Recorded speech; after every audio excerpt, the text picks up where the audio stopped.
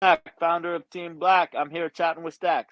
Man, I like Connor, but Nate 8 days a week, twice on Sunday. You know what I mean? It's too big, too long, too strong, too good at cardio. And I like Connor. He's a cool cat.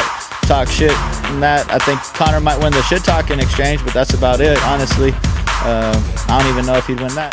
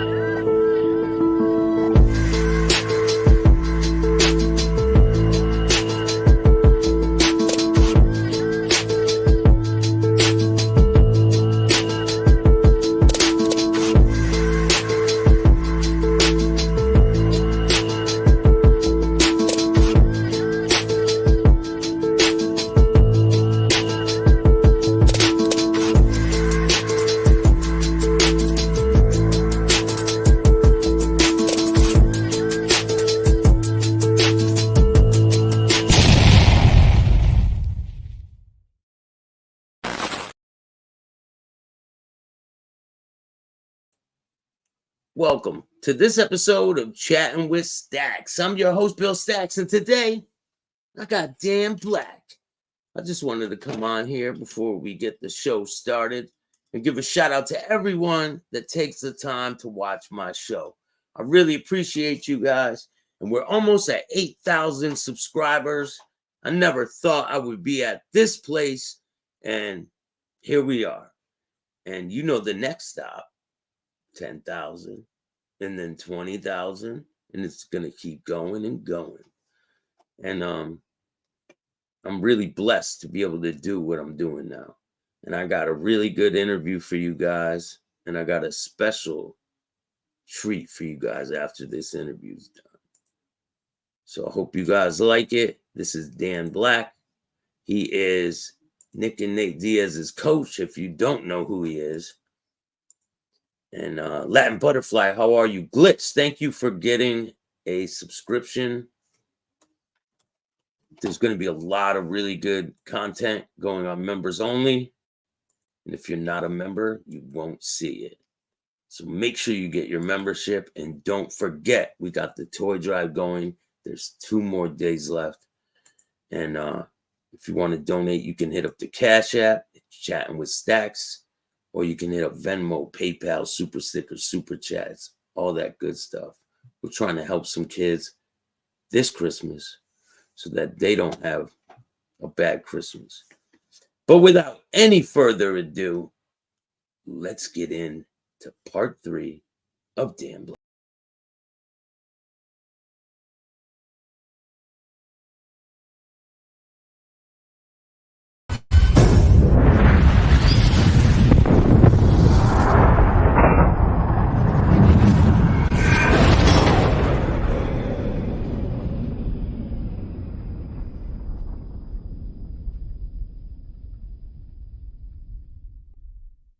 Welcome to this episode of Chatting with Staxx. I'm your host, Bill Staxx, and today I got Dan Black. Yeah, ultimately, you want to get some type of base.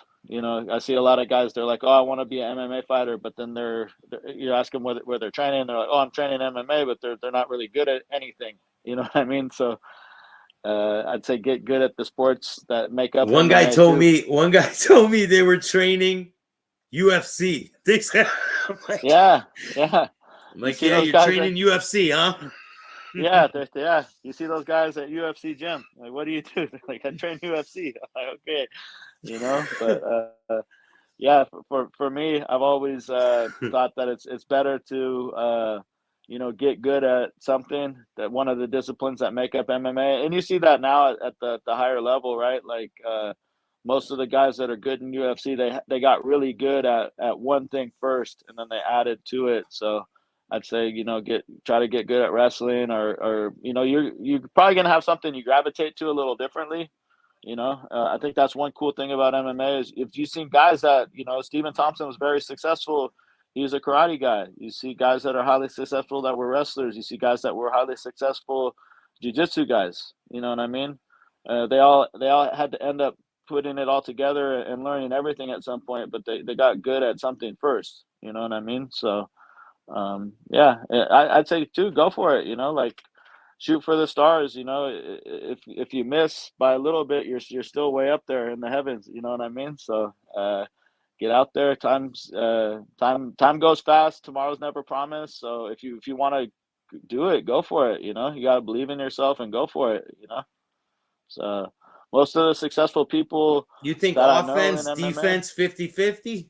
Or You know, both. I think everyone's gonna have their own style, right? Like some guys, some guys, their offense is their best defense. You know what I mean? And then some guys are just such defensive masters. You know, like you know, Floyd Mayweather, for example, for boxing, right? He's so good because you can't touch him. My friend Danny Bill, I just had him out here for a seminar. In Muay Thai, he was 136 wins, 12 losses in Muay Thai in the 90s against like all the best Thais in Thailand. Like that's insane. You know what I mean? You probably had like close to 200 fights total and yeah, lost like that's 12 of them. You know what I mean? So, and he's a guy that's, you know, a defensive master. He's just so good at defense. Lertzilla, another guy, he's just, you know, he's so impossible to hit. If you can't hit me, then how are you going to beat me if you can't knock me out? You know what I mean? So I think yeah, you defense is can't hit me, you definitely. can't hurt me, right? Yeah, you know, if you know, I do stress defense with a lot of my guys because it's like, hey, if they're not knocking you out, then you're halfway to winning. You still have to add the offensive components, right?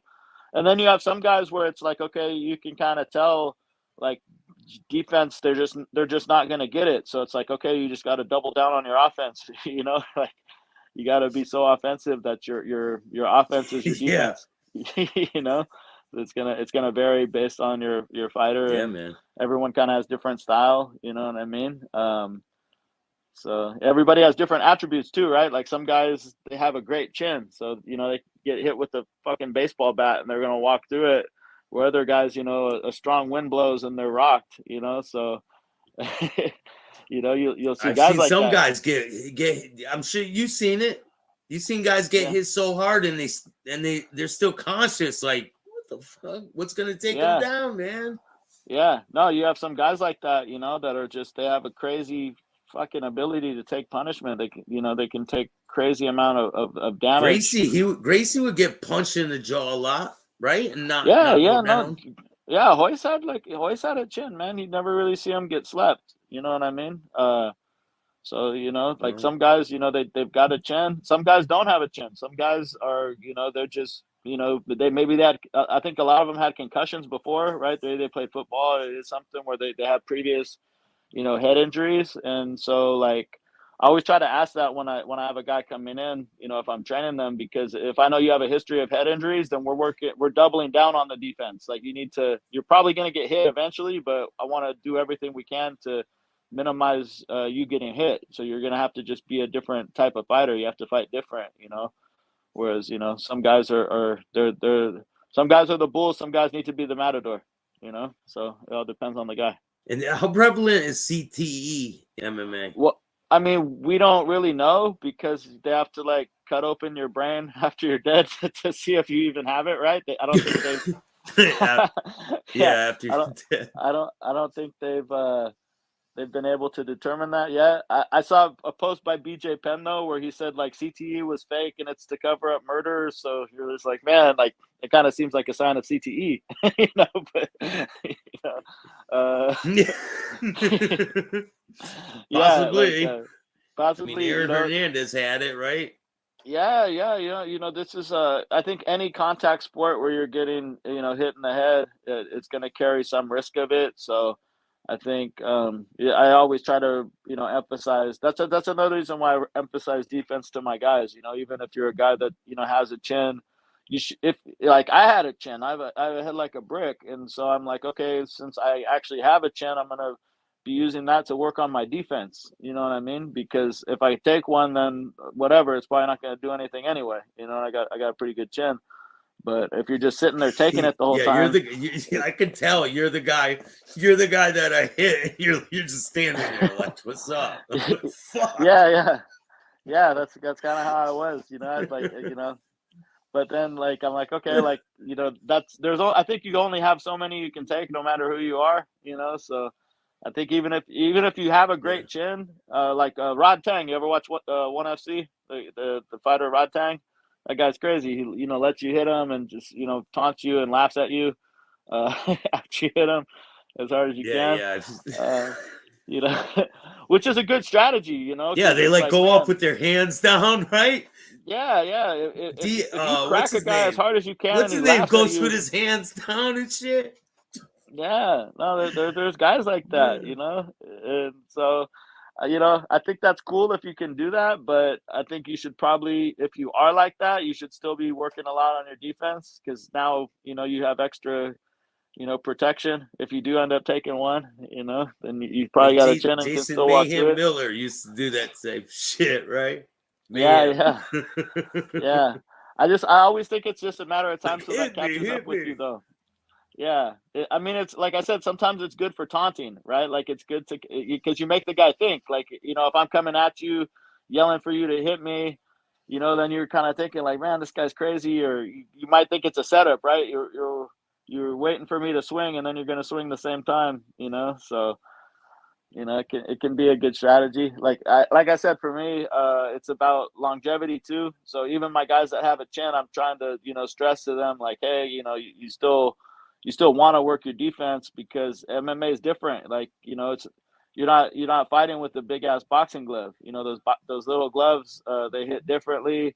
And then with MMA, you have to worry about elbows, right? So it's like, okay, you can take a punch, but the guy split your fucking head open. You know what I mean? Now you're bleeding all over the place. They see your brain through your scalp, so it's tough to fight. So I think being evasive and elusive definitely is something that people want to work on, no matter if they have a chin or if they don't, I think you definitely want to work a strong defense and have a good offense, I don't think you want to be too defensive because you got two guys that are super defensive, then it's like, okay, what am I watching, I used to always say that about UFC, like, what was that, 10 years ago, because you'd have all these Forrest wrestlers. Griffin, Stephen Bonner fight.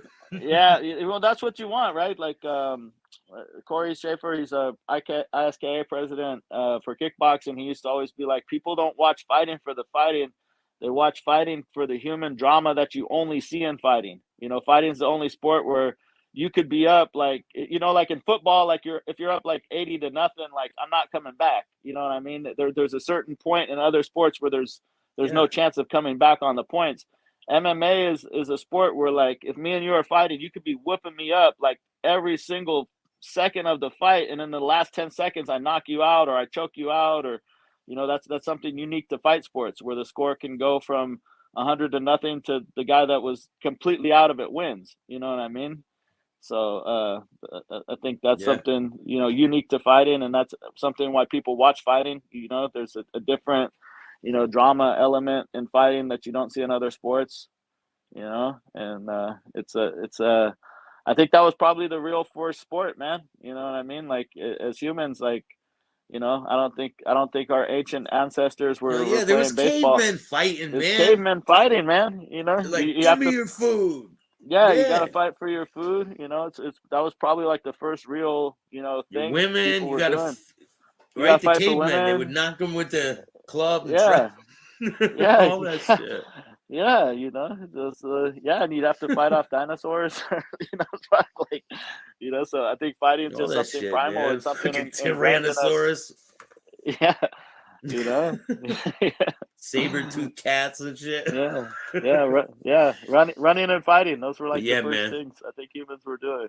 So it's I just saw a picture earlier. It was some ancient. It was like, the Greek dudes that are like the half horse.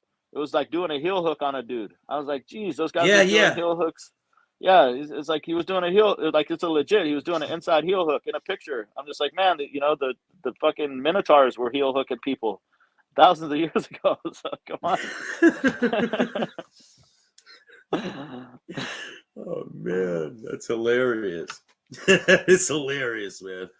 It's like an 8,000-year-old painting. Yeah. Dude's arm bar and fucking. Yeah, that's the thing. Like all these moves, This I has think. been great, man. Yeah. No, Yeah. it's been good, man. Thank you so much for having me on the show.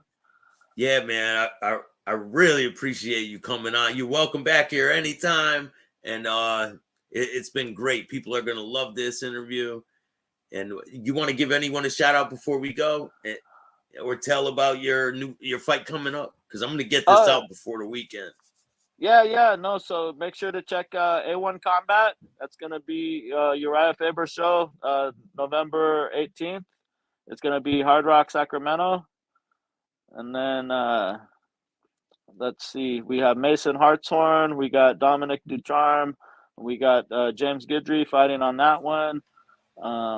That's the next like really big one that I have coming up. So shout out to all my fighters that give me a reason for living. And shout out to all my teammates. All the dudes at Saber, all the dudes NCFA, Gil Melendez, Nick Diaz Academy, Team Doom Damaya, my brother.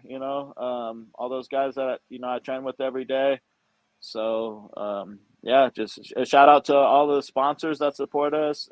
Kinder's Barbecue, Backpack Boys, AMB Law Firm. That one right there is a big one. So yeah, just all the people that keep coming and fucking with us and believing in us, man, keeps us going. So yeah. Shout out to Randy Marshall for making this possible. Yeah, Appreciate Randy, you. what's up? Oh yeah. My man Randy. And if you guys like this type of content, hit the like, subscribe, and notification bell so you can get my videos every time they drop. And if you don't like it, start your own podcast. Yeah. What's good, everybody? I'm back. Hope you guys like that one. That's part 3 of a 3-part interview that I did with Dan. And I got a special treat for you guys. Here is Nick Diaz talking about why he got into karate and stuff. Fucking breaks brick right on your shit. Again? Dude, I've had motherfucker break brick on me and it ain't cool. You know what I mean? That's because you did karate, probably. So if you're gonna hit someone, what do you have to do? I'm just saying, don't knock karate and say, like this guy's talking about learning boxing, and I'm talking about everybody's talking about being coordinated and this and that. I'm getting coordinated. Like you didn't do karate. I don't think you did karate when you were a kid. You didn't do karate. I did judo. I know girls and kids and people that did karate and they don't even know it, but they'll break brick on your face. All of a sudden out of nowhere, Kia. Boom. They don't even know it. Like, whoa, how'd you learn to hit people like that? They don't realize. They're like, yeah, all excited, happy, like. All different. Yeah, dude. Some people, they do karate when they're growing up, and they don't even know it. They're just like, oh, I gotta learn. I'm like, well, you just do that. You're actually somebody that did karate for a couple years when you were a kid, so you don't realize that normal people can't hit. They're not coordinated to hit stuff and kick stuff, punch. I mean, karate, they teach you some good basic shit, They teach you how to have a strong stance. They teach you little blocking, that you're supposed to block even, or, they're having you fucking break shit, hit shit, make noises when you hit. Yeah, that's crazy. And then people when they're 20, they try to do that, and they can't do it now. But the other people when they're like, they did a little bit of karate when they were a kid, now they can just do that. They just go right back to it. Yeah, I've done this before. I'm like, it's like, it goes further than you think. Like, parents put your kids in karate, too. Jiu-jitsu helps also. You need some karate.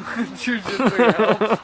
Well, it wasn't around all the time when I was a kid, so I did what I could, and what I could do was karate, because that was what was there. So I did that shit. Luckily, I did that.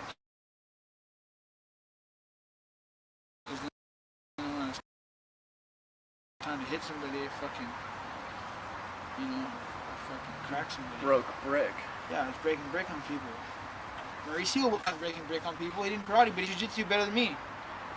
So You know what I mean? But he didn't do karate when he was a kid. If he did karate when he was a kid, he's like, oh, they'd have been like, oh, Mauricio does karate. Right? And they would have been like, it's time for you to do karate with this guy because you do karate. That's how it was at the academy.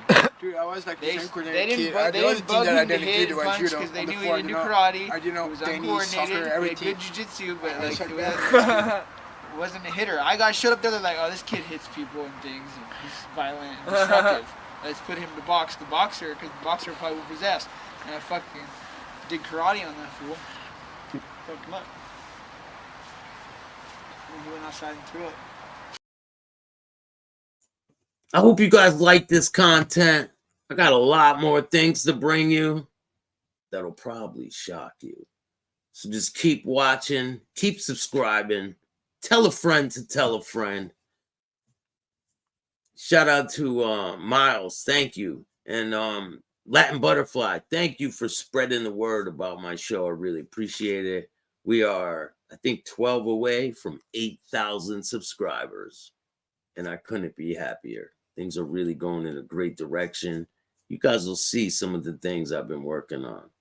I've been constantly grinding every day, trying to better myself and better my craft. And I hope you guys take notice. Hope you guys all have a great Christmas. And if you guys want to help out with the toy drive, you can hit up the Cash App or Venmo, PayPal, Super Sticker, Super Chats. We have 2 more days left. So help me, help them. I appreciate all you guys. I'll be back on later. I think around 11 o'clock, I'm going to do it live. And maybe we'll slay some of these mob rats. So if you guys like this content, hit the like button, subscribe, and hit the notification bell. And if you don't like this content, too fucking bad. Start your own podcast.